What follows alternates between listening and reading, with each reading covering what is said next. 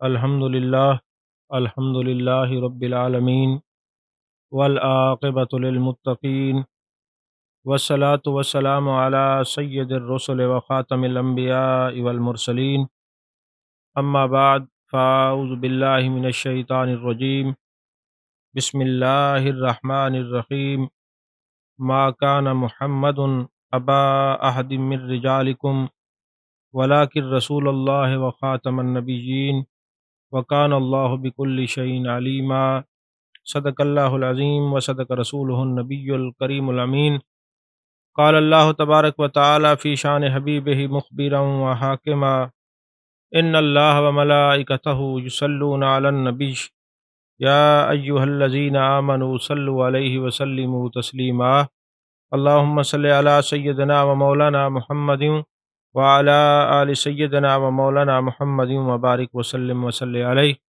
الصلاۃ والسلام علیک یا رسول اللہ وعلی آلک و اصحابک یا حبیب اللہ۔ تمام تعریفیں اللہ تبارک و تعالیٰ کے لیے ہیں جو خالق کائنات بھی ہے، مالک ششجہات بھی، جو احد بھی ہے، صمد بھی ہے، جس کی شان لم یلد بھی ہے ولم یولد بھی۔ لا تعداد دیا درود و سلام بارگاہ سید الانام، شفیع رحمت، والی امت، شاہ خوباں، جان جانا، شہنشاہ حسینہ، سید سروراں، سیاہ لا مکاں، تتیمہ دوراں، سرخیل زہرہ جمالاں، رازدان ما اوہا، شاہد ما طغا، صاحب علم نشرہ، معصوم آمنہ، احمد مجتبیٰ، حضرت محمد مصطفیٰ صلی اللہ علیہ وآلہ وبارک وسلم کی دربار ناز میں اپنی عقیدتوں، ارادتوں، محبتوں کا خراج پیش کرنے کے بعد رمضان المبارک کی ان بابرکت ساعتوں میں آج جس عنوان کو ہم بیان کرنے لگے ہیں وہ ایمان بھی ہے، عقیدہ بھی ہے، اور مسلمانوں کے لیے جان بھی ہے، اور مسلمانوں کی شان بھی ہے۔ اور یہ شان ہر اس مسلمان کے سینے میں اللہ تبارک و تعالیٰ نے مزین فرمائی ہے کہ جو محبوب علیہ الصلوۃ والسلام کا با وفا امتی ہے۔ اور وہ شان کیا ہے؟ عقیدہ ختم نبوت۔ عقیدہ ختم نبوت آج اس دور میں اپنے بچوں کو بیان کرنا، اگر کوئی استاد ہے تو اس پر لازم ہے کہ اپنے شاگردوں کو ختم نبوت کے عقیدہ کی تعلیم دے۔ اگر کوئی پیر ہے تو اس پر لازم ہے کہ اپنے شاگردوں کو، اپنے مریدین کو، اپنے چاہنے والوں کو، اپنے متبعین کو عقیدہ ختم نبوت ضرور پڑھائے۔ اور اگر کوئی باپ ہے تو اس کے لیے لازم ہے کہ اپنی اولاد کو عقیدہ ختم نبوت کی ضرور تعلیم دے۔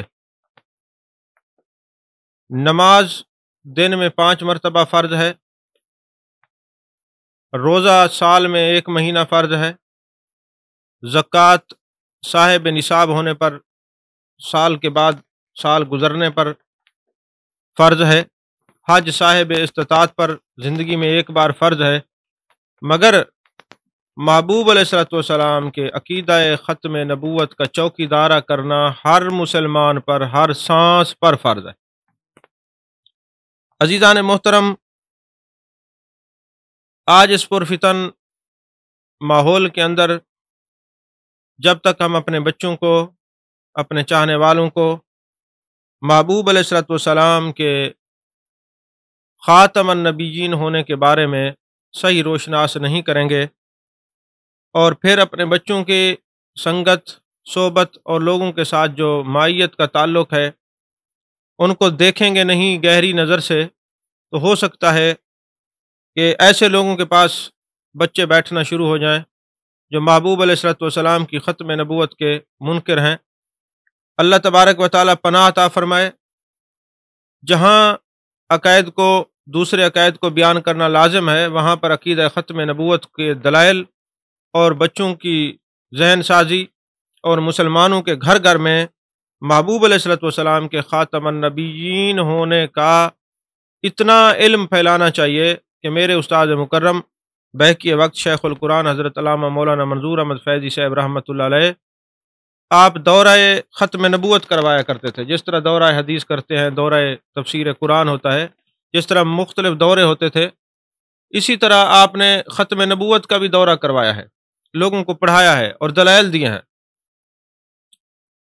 اگر آپ امام اعظم ابو حنیفہ رحمۃ اللہ علیہ سے فتویٰ لیتے ہیں تو وہ کیا فرماتے ہیں کہ اگر کوئی کہیں کذاب، دجال، جھوٹا مدعی نبوت کہیں کہے کہ معاذ اللہ میں جھوٹا نبی ہوں، تو جو بندہ اس کے دلائل سننے کے لیے جائے وہ بھی کافر ہو جاتا ہے، کیونکہ روز روشن کی طرح آیا ہے کہ میرے آقا علیہ الصلوۃ والسلام خاتم النبیین ہے. میرے آقا علیہ الصلوۃ والسلام ختم نبوت کا تاج پہن کے آئے ہیں، اور قرآن پاک میں اللہ تبارک و تعالیٰ نے فرمایا وَلَٰكِن رسول اللہ و خاتم النبیین، محبوب علیہ الصلوۃ والسلام کے بارے میں فرمایا یہ اللہ کے رسول ہیں اور آخری نبی ہیں، ختم نبوت کا تاج پہن کے آئے ہیں. اب معاملہ کہاں خراب ہوتا ہے؟ جب لوگ قرآن وہی پڑھتے ہیں، ترجمہ اپنا کرتے ہیں. قرآن تو پڑھنا چاہیے مگر ترجمہ بھی وہ کرنا چاہیے جو جانے کائنات، جانے عالم مصطفیٰ جان رحمت صلی اللہ علیہ وسلم نے خود فرمایا. میرے آقا نے فرمایا آنا خاتم النبیین لا نبی بعدی، او کما قال علیہ السلام. میرے آقا نے فرمایا میں خاتم النبیین ہوں اور آخری نبی ہوں، اور میرے بعد کوئی نبی نہیں. اور یہ جو میں نے آیت جس کو سرنامہ سخن بنایا، اللہ نے فرمایا کہ محمد صلی اللہ علیہ وسلم تمہارے مردوں میں سے کسی کے باپ نہیں، لیکن وہ اللہ کے رسول ہیں اور آخری نبی ہیں، اور اللہ ہر چیز کو خوب جاننے والا ہے. یہاں ایک سوال اکثر یہ پیدا ہوتا ہے ذہنوں میں کہ جب اللہ تبارک و تعالیٰ نے اپنے محبوب کو عزت اور شان اور عظمت اور رفعت عطا فرمائی ہے، تو یہ جو امت ہے یہ پہلے ہونے چاہیے تھی، محبوب کی ذات ببرکات پہلے ہونی چاہیے تھی. تو میرے آقا علیہ الصلوۃ والسلام کا نور تو اول ما خلق اللہ نوری، پہلے اللہ نے تخلیق فرمایا ہے. محبوب جو ہے بننے میں پہلے ہیں، آنے میں بعد وہ ہیں، ایک ختم نبوت کا تاج پہن کے آئے ہیں. آخر یہ آخری امت کیوں ٹھہری اور میرے آقا علیہ الصلوۃ والسلام آخر میں کیوں تشریف لائے؟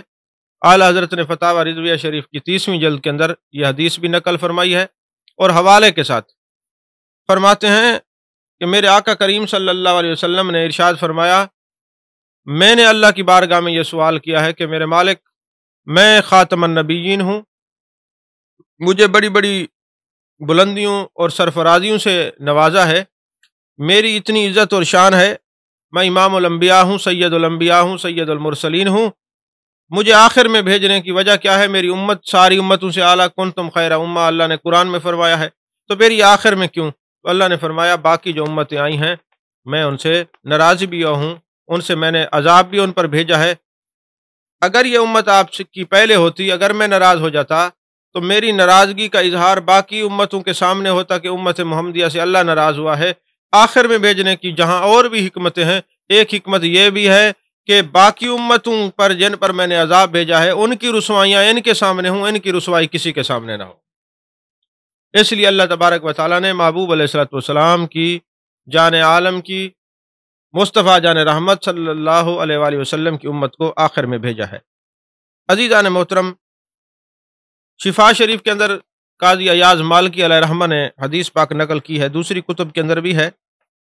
میرے آقا علیہ الصلوۃ والسلام کے ایک صحابی ہیں خارجہ بن زید رضی اللہ تعالیٰ عنہ، اچانک ان کو موت آ گئی، اچانک ان کا وصال ہو گیا. اب چونکہ کئی دن عالم نزاع ہوتا تھا اور مختلف معاملات ہوتے تھے، تو اچانک جو موت آئی ہے نا وہ حضرت خارجہ بن زید کو آئی ہے. اب محبوب علیہ الصلوۃ والسلام کے تمام صحابہ کھڑے ہو گئے اور چہ مگوئیاں کرنے لگے، آپس میں بات چیت کرنے لگے کہ حضرت خارجہ بن زید رضی اللہ تعالیٰ عنہ کا اچانک وصال ہو گیا ہے، ہو سکتا ہے کسی نے قتل کیا ہو، اور مختلف امور پر بحثیں کرنے لگ گئے. تو بعد از وصال حضرت خارجہ بن زید نے کلام کرنا شروع کر دیا، جسم مبارک کے اوپر چادر ڈلی ہوئی ہے اور کلام کرتے اور کیا فرماتے؟ محمد الرسول اللہ نبی الامی خاتم النبیین لا نبی بعدہ کان ذالک فی الکتاب الاول. فرماتے ہیں میرے آقا حضرت محمد صلی اللہ علیہ وسلم اللہ کے رسول ہیں، نبی امی ہیں، ختم نبوت کا تاج پہن کے آئے ہیں، ان کے بعد کوئی نبی نہیں ہے. یہ بات پہلے والی کتابوں میں لکھی ہوئی ہے، توریت میں بھی ہے، زبور میں بھی ہے اور انجیل میں بھی ہے. اب جب وہ بولے تو صحابہ بڑے حیران ہوئے کہ بعد از وصال خارجہ بن زید رضی اللہ تعالیٰ عنہ کلام کر رہے ہیں، اور بعد از وصال ان کے جسم سے آواز آ رہی ہے، چہرے سے کپڑا ہٹایا تو باقی آنکھیں بند ہیں، بول رہے ہیں۔ اب ہوا یہ کہ جب وہ بولے ہیں نا، ایک آواز آئی ہے، صدقہ، تم نے سچ کہا، تم نے سچ کہا، تم نے سچ کہا، تم نے سچ کہا۔ اب وہ جو آواز تھی وہ کسی اور کی نہیں تھی، وہ جان عالم کی آواز تھی، مصطفیٰ جان رحمت صلی اللہ علیہ وسلم کی آواز تھی۔ اور حضرت زید بن خارجہ بن زید رضی اللہ تعالیٰ عنہ نے بھی تصدیق فرمائی کہ یہ جو میری گفتگو اور میری تقریر کے اوپر مہر ثبت فرما رہے ہیں کہ آپ نے بالکل ٹھیک کہا ہے، تم دھوکے میں نہ رہنا، پریشان نہ ہونا کہ کوئی اور ہے، نہیں نہیں، فرمایا ھذا رسول اللہ صلی اللہ علیہ وسلم، یہ دیکھیں، ھذا قریب کے لیے ہوتا ہے نا، میرے آقا علیہ الصلوۃ والسلام ہیں۔ اور پھر فرمایا السلام علیک یا رسول اللہ، السلام علیک یا رسول اللہ ورحمتہ وبرکاتہ۔ اب یہ فرمایا اور پھر خاموش ہو گئے۔ اب یہاں پر ایک بات بڑی قابل غور ہے، عقیدہ ختم نبوت اتنا اہم عقیدہ ہے کہ محبوب کے جو صحابہ ہیں، بعد از وصال بھی ان کے جسم سے عقیدہ ختم نبوت کی آواز آ رہی ہے، اور جاتے وقت بھی دنیا کو یہ سبق پڑھا کے جا رہے ہیں، لوگوں ہم تو نبی کے صحابی ہیں اور ساتھ رہنے والے ہیں، اللہ ہم سے راضی ہے، ہمیں جنت کا ٹکٹ عطا فرمایا ہے، وہ ہم سے راضی، ہمیں سے راضی، لیکن یاد رکھنا ہم عقیدہ ختم نبوت کے داعی ہیں، اور تم بھی قیامت تک جب تک جیتے رہنا، تمہارے ٹکڑے ٹکڑے بھی ہو جائیں، تم دنیا سے بھی چلے جاؤ، تمہارے جسم سے ایک ہی آواز آنی چاہیے کہ محمد رسول اللہ نبی الامی خاتم النبیین لا نبی بعدہ۔ عزیزان محترم، یہ تو محبوب علیہ الصلوۃ والسلام کے صحابی ہیں، بڑی عظمت والے ہیں، شان والے ہیں، رفت والے ہیں۔ کئی جانوروں نے بھی محبوب علیہ الصلوۃ والسلام کے خاتم النبیین ہونے کا اعلان کیا ہے، جانوروں نے۔ محبوب علیہ الصلوۃ والسلام کی مجلس لگی ہوئی ہے، ایک شخص آیا ایک قبیلے سے، اس نے اپنی آستین کے اندر نا کوئی چیز چھپائی ہوئی تھی، اور کہنے لگا یا رسول اللہ صلی اللہ علیہ وسلم، جو چیز میرے پاس ہے اگر یہ گواہی دے دے کہ آپ سچے نبی ہیں تو میں آپ پر ایمان لے آؤں گا، میرا قبیلہ مسلمان ہو جائے گا۔ ساتھ ہی اس نے آستین کھولی تو وہ ایک گوہ تھی، جس کو عربی میں دب کہتے ہیں، اور ہماری زبان میں اردو میں پنجابی اور سریکی میں گوہ یا گوہ کہتے ہیں۔ اب وہ جب سرکار کے سامنے وہ پھینکی گئی، محبوب علیہ الصلوۃ والسلام نے اس کو دیکھا، فرمایا یا دبو، اے گوہ۔ وہ کہتی ہے لبیک و سعدیک یا رسول اللہ صلی اللہ علیہ وسلم، میں حاضر ہوں اور آپ کے قدموں میں ہوں، اے قیامت کے قریب آنے والوں کی زینت، حکم فرمائے۔ پھر میرے آقا علیہ الصلوۃ والسلام نے پوچھا کہ میں کون ہوں؟ وہ گو کہنے لگی انت رسول رب العالمین خاتم النبیین۔ اب ہے وہ گو، مگر آج اس ربوے کی گوہ کو پتہ نہیں چلا، وہ گو جانتی ہے کہ خاتم النبیین ہے۔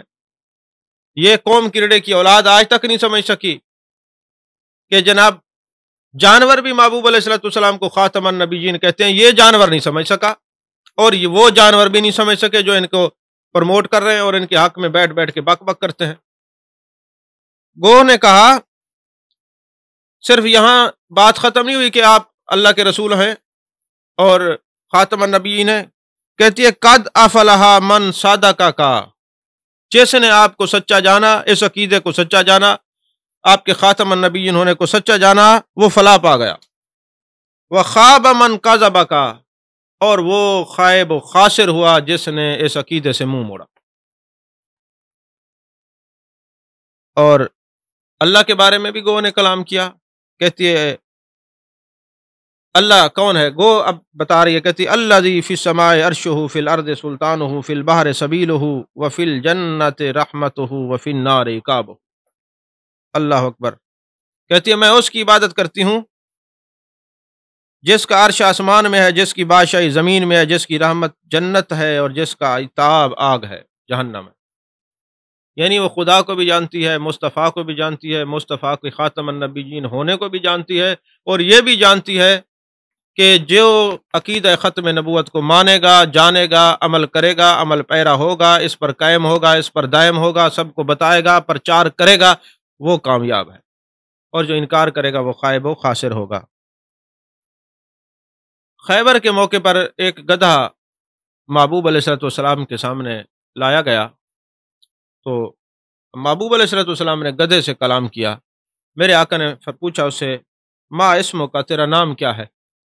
اس نے کہا انا یزید ابن شہاب، میرا نام یزید، میرے ابے کا نام شہاب۔ اب محبوب جانتے تھے کہ یزید جو ہے وہ میری اولاد سے وفا نہیں کرے گا، آپ نے فرمایا نام بدلی کرتے ہیں، تیرا نام ہے یافور بن شہاب۔ یافور کہتے ہیں ہرنی کے بچے کو، ہرنی کے بچے کو کہتے ہیں۔ آپ نے یزید سے یافور بنا دیا اور پوچھا کیسے آنا ہوا؟ اس نے عرض کی یا رسول اللہ صلی اللہ علیہ وسلم، میں اس نسل کا آخری گدھا ہوں جس کے اوپر 60-70 مختلف روایات ہیں انبیاء نے سواری کی ہے، اس نسل کا آخری گدھا ہوں۔ اچھا، گدھے کو پتہ چل گیا کہ میں اس نسل کا آخری گدھا ہوں اور نبی سواری کرتے آئے، یہ علم کی بات جو غیب کی بات تھی گدھے کو پتہ چل گئی، آج کے گدھوں کو معلوم نہیں ہوتی۔ اور فرمایا جب آپ نے اعلان نبوت کیا تو میں نے یہ جانا کہ میں اس نسل کا آخری گدھا ہوں جس پر انبیاء سواری کرتے رہے، اور آپ تو امام الانبیاء ہیں، ختم نبوت کا تاج پہن کے آئے ہیں، آپ آخری نبی ہیں، آپ کے بعد کوئی نبی نہیں۔ میں نے سوچا کہ میں آپ کی خدمت میں جاؤں، آپ میرے اوپر سواری فرمائیں۔ اور عرض کرنے لگا یا رسول اللہ صلی اللہ علیہ وآلہ وسلم، جب سے آپ نے اعلان نبوت کیا ہے، جب سے آپ نے اعلان نبوت کیا ہے، جب سے آپ نے اعلان نبوت کیا ہے، میں نے سنا ہے، سب نے سنا ہے، جانوروں نے سنا ہے، پرندوں نے سنا ہے، شجر نے سنا ہے، حجر نے سنا ہے، حشرات الارض نے سنا ہے، سب نے سنا ہے، میرا جو مالک ہے وہ یہودی ہے، اب وہ میری پشت پر بیٹھتا ہے، میں اس کو زمین پہ پھینک دیتا ہوں، میں سواری نہیں بننے دیتا، اور میں چاہتا ہوں آپ میرے اوپر سواری کریں۔ تو مجھے تو کبھی کبھی اس گدھے کی قسمت پہ رشک آتا ہے جنس کا گدھا، مگر نبی کے دشمنوں کو قریب نہیں بھٹکنے دیتا، نہیں پھٹکنے دیتا، بیٹھنے دیتا، اس کو جناب والا نیچے گرا دیتا ہے، اس کی عزت نہیں کرتا۔ تم کلمہ بھی پڑھو اور نبی سے جو نبی کی شان کو کم کرنے والے ہیں ان کے پاس بیٹھو، یا نبی کی عظمت اور شان کو چھپانے والے ہیں ان کے پاس بیٹھو، تو پھر میں تو اس گدھے کو سلوٹ کرتا ہوں کہ وہ جنس کا گدھا ہو کر یہ بھی جانتا ہے۔ اس پر ایک علیحدہ خطاب ہے کہ اس کو کیسے پتہ چلا تھا میں آخری نسل کا ہوں جس پر انبیاء نے سواری کی ہے۔ مجھے یہ بتاؤ، جس نسل پہ نبی سواری کر لے غیب کے پردے ان کی نظروں سے ہٹ جاتے ہیں، جنس نہیں دیکھی جاتی، پھر کون سی ہے؟ تو جس نسل جانوروں کی اور نبی سواری کر لے ان کو پتہ چل جاتا ہے، تو پھر جو انبیاء ہیں ان کے سامنے علوم غیبیہ کی کیا حیثیت ہے، ان کے سامنے کیا چھپا ہوا ہے کہ وہ چھپی ہوئی باتوں کو نہیں جانتے۔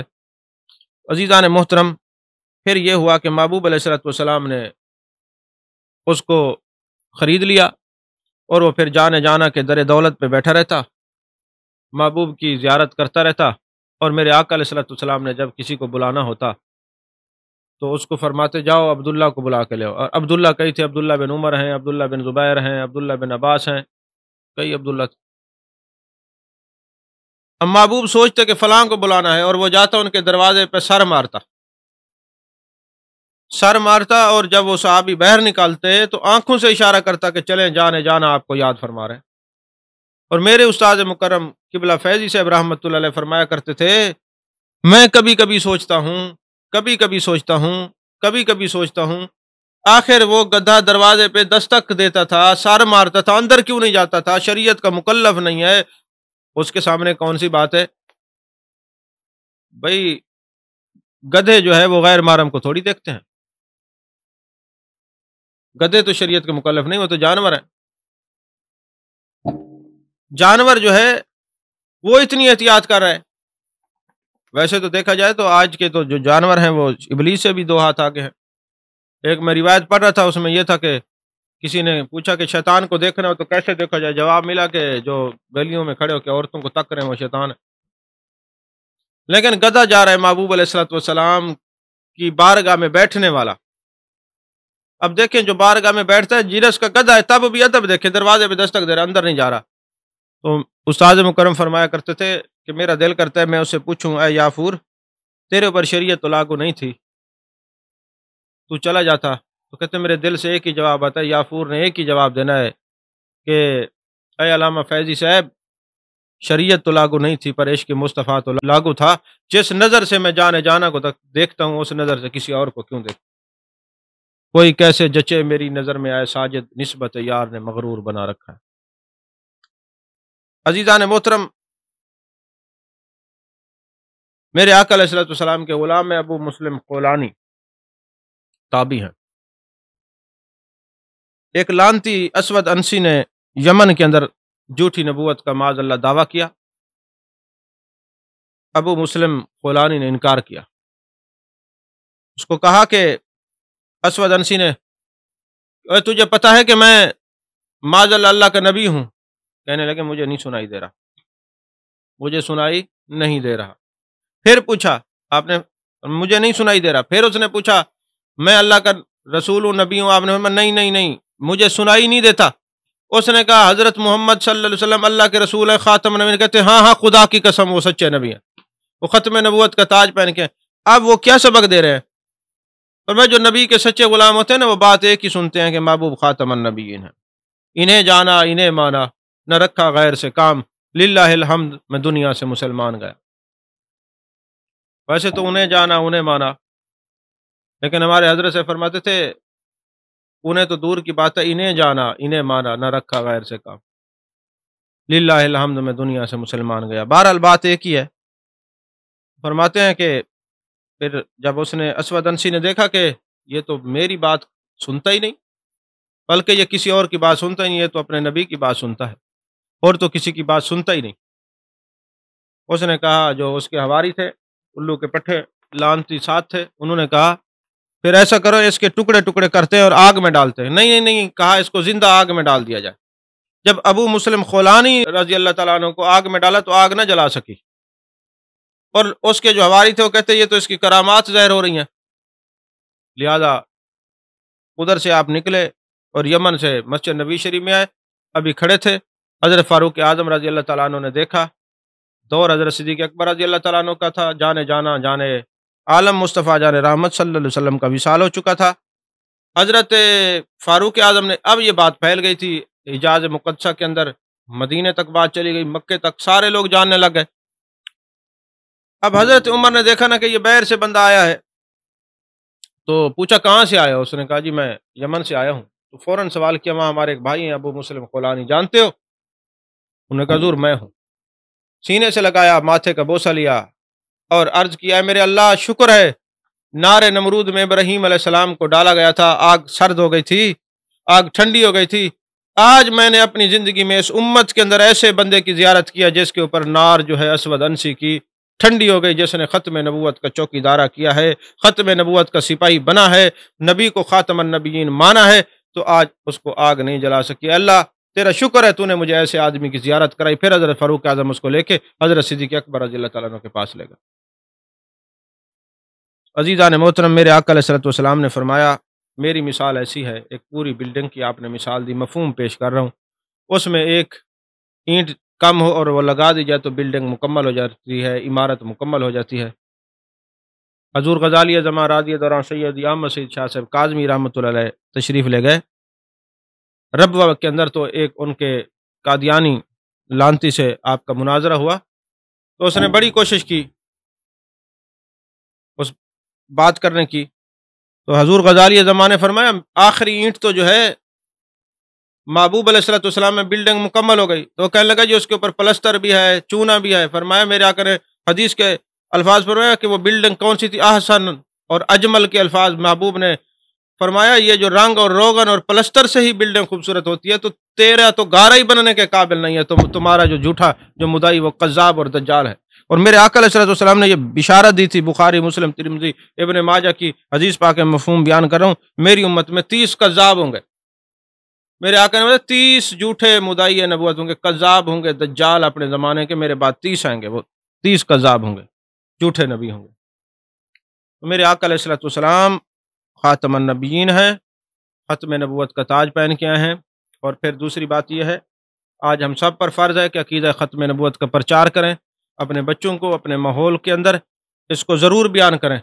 یاد رکھیں اگر آپ نے محبوب علیہ الصلوۃ والسلام کی عزت ناموس اور ختم نبوت کے عقیدے کا چوکیدارہ نہ کیا تو وہ کریم ہے، اپنے محبوب کی عزت کا خود حفاظت فرمانے والا ہے۔ واللہ یعصمک من الناس کی تفسیر پڑھ لیں، سارا مفہوم جو ہے آپ کے سامنے واضح ہو جائے گا۔ ایک دفعہ ایسا ہوا کہ بحرین کے اندر 40,000 منگولیوں کا اجتماع تھا، عیسائی تھے۔ تو ایک منگولی کھڑا ہو گیا اور معاذ اللہ اس نے ہلکے جملے بولے محبوب علیہ الصلوۃ والسلام کی شان میں، ہلکے بولے، کمزور جملے بولے۔ تو ساتھ ایک کتا بندھا ہوا تھا، کتے نے زنجیر توڑوائی اور وہ جو منگولی بک بک کر رہا تھا اس کے گردن کے اندر جا کے اپنے دانت دبوچ لیے۔ اب چونکہ 40,000 کا اجتماع تھا تو کتے سے اس آدمی کو چھڑا لیا گیا، اور بعد میں اس کو کسی نے سمجھایا کہ امام الانبیاء ہیں، سید المرسلین ہیں، شفیع المذنبین ہیں، رحمت للعالمین ہیں، سچے نبی ہیں، تو نے اس کی شان کو ہلکا کرنے کی کوشش کی، اگرچہ کر کوئی نہیں سکتا۔ میرے آقا نے فرمایا میں محمد ہوں صلی اللہ علیہ وسلم جس کی بار بار تعریف کی جائے، اور جب آپ کا نام نامی اسم گرامی رکھا گیا تو جناب عبد المطلب سے پوچھا گیا محمد صلی اللہ علیہ وسلم نام کیوں رکھا ہے؟ فرمایا اس لیے کہ زمین والے بھی میرے محمد صلی اللہ علیہ وسلم کی تعریف کریں اور عرش عظیم والے بھی آپ کی تعریف کریں۔ آپ نے